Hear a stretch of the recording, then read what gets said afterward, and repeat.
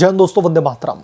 पश्चिम बंगाल की मुख्यमंत्री ममता बनर्जी की राजनीतिक और कानूनी चुनौतियां दिन पर दिन बढ़ती जा रही हैं। जहां पर एक तरफ तृणमूल कांग्रेस की सरकार पर भ्रष्टाचार के आरोपों का साया गहराता जा रहा है, तो दूसरी तरफ ईडी ने अब उनके खिलाफ में सुप्रीम कोर्ट में एक रिट याचिका दाखिल करके एक और बड़ा एक्शन लिया है। इस याचिका में दोस्तों ईडी ने ममता बनर्जी पर जांच अधिकारियों को धमकाने, तलाशी में बाधा डालने और सार्वजनिक कर्तव्यों में रुकावटें पैदा करने के गंभीर आरोप लगा दिए हैं। ममता बनर्जी के खिलाफ में जैसे ही ये रिट याचिका दाखिल होती है, टीएमसी में खलबली मच जाती है, क्योंकि राजनीतिक गलियारों में चर्चा है कि इस कदम के बाद में ममता बनर्जी पर सीधे तौर पर गिरफ्तारी की तलवार लटक रही है, जो उनकी सरकार की स्थिरता को भी प्रभावित कर सकता है।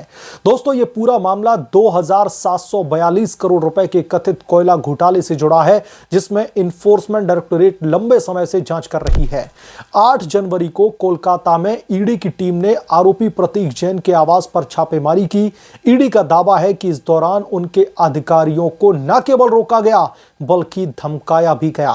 जो ये रिट याचिका दाखिल की गई, इसमें साफ तौर पर यह कहा गया है कि ममता बनर्जी ने सरकारी काम में बाधा डाला, ईडी के अधिकारियों को धमकाया।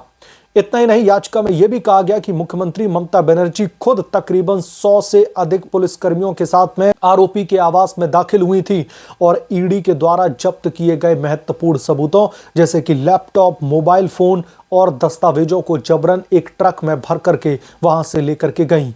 ईडी ने दोस्तों इस याचिका में सीधी बाधा बताया है और कहा है कि इससे घोटाले के सबूतों को नष्ट करने या फिर छिपाने की साजिश की जा सकती है।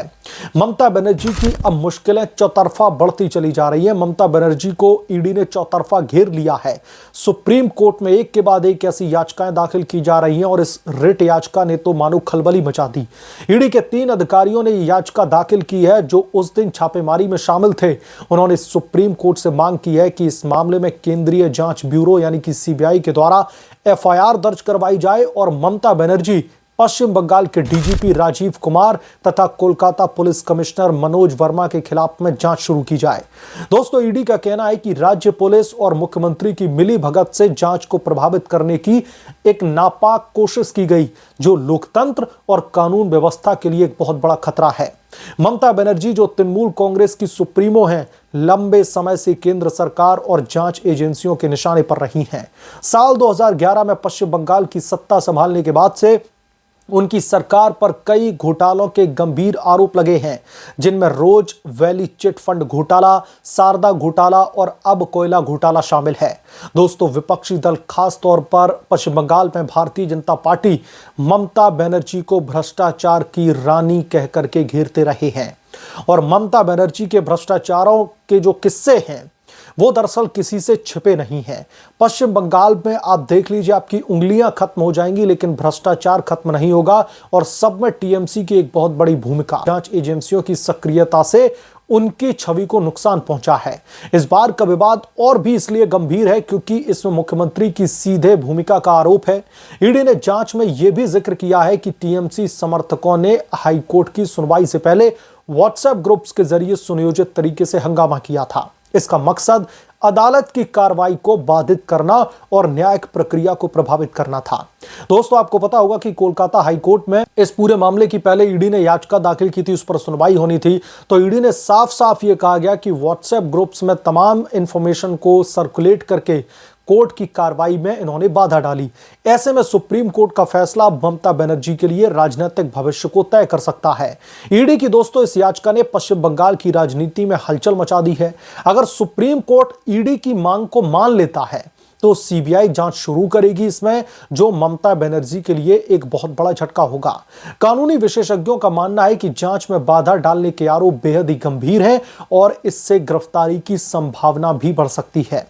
पहले भी ममता बनर्जी के कई करीबी नेता जैसे कि पार्थ चटर्जी और अनुब्रत मंडल ईडी की जांच में गिरफ्तार हो चुके हैं। अब दोस्तों, अगर मुख्यमंत्री ममता बनर्जी खुद निशाने पर आती हैं तो यह टीएमसी के लिए बहुत बड़े संकट का दौर होगा। राजनीतिक विश्लेषकों का यह भी कहना है कि केंद्र सरकार ईडी और सीबीआई जैसी एजेंसियों का इस्तेमाल विपक्षी नेताओं को दबाने के लिए नहीं, बल्कि उन तमाम भ्रष्टाचारी नेताओं को जो है उनके ऊपर कार्रवाई करने के लिए कर रही है जिन्होंने आम जनता के पैसों का बेजा इस्तेमाल किया है, आम जनता के हक को मारने का काम किया है, बड़े पैमाने पर घोटाला किया है। ममता बनर्जी ने पहले भी इन जांचों को राजनीतिक प्रतिशोध करार दिया है, लेकिन ईडी का ताजा कदम दिखाता है कि जांच एजेंसियां पीछे हटने वाली नहीं हैं।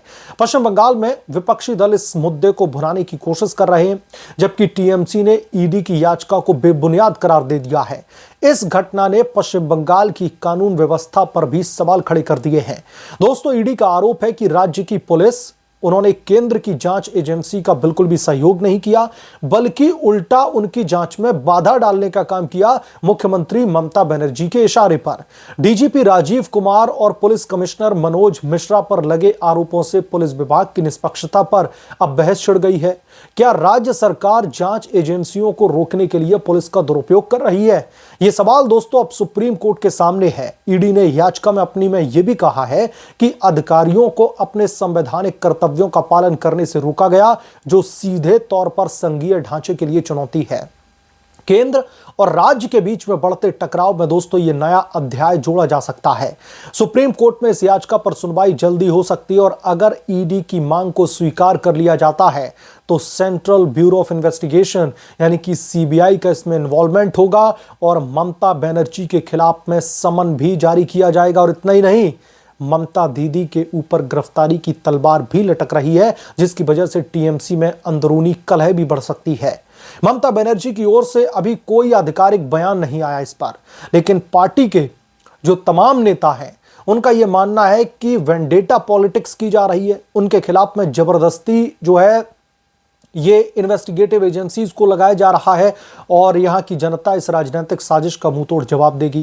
दोस्तों, ये मामला न केवल ममता बनर्जी की व्यक्तिगत छवि को भी प्रभावित करेगा, बल्कि साल 2026 के राजनीतिक परिदृश्य को भी बदल कर रख देगा। जहां एक तरफ विपक्ष से भ्रष्टाचार के खिलाफ में लड़ाई बता रहे हैं, तो टीएमसी के नेता इसे केंद्र की दखलंदाजी जो है बता रहे हैं। उन्हें ऐसा लग रहा है कि केंद्र इसमें दखलंदाजी देकर जांच एजेंसी का इस्तेमाल करके ममता दीदी को दबाने वाले जो है कहीं ना कहीं कृत्य को अंजाम दे रहे हैं।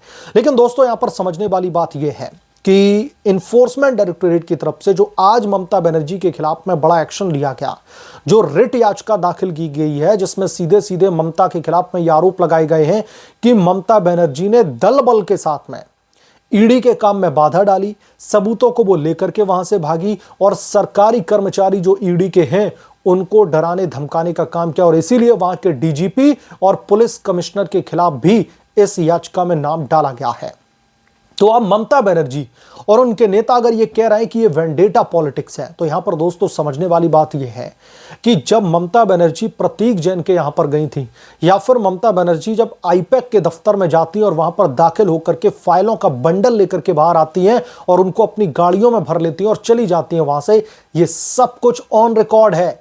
यानी कि ऑलरेडी वहां पर मीडिया कर्मी मौजूद थे, वो लगातार इस पूरे के पूरे प्रकरण को अपने कैमरे में कैद कर रहे थे। वहां पर देखा गया कि कैसे ईडी के अधिकारियों से उन तमाम फाइलों को छीन करके ममता बनर्जी जिस स्कॉर्पियो एन में आई थी, जो व्हाइट कलर की एसयूवी थी, उसमें वो सारी की सारी फाइलें डाली जाती हैं और वहां से ममता बनर्जी निकल जाती हैं।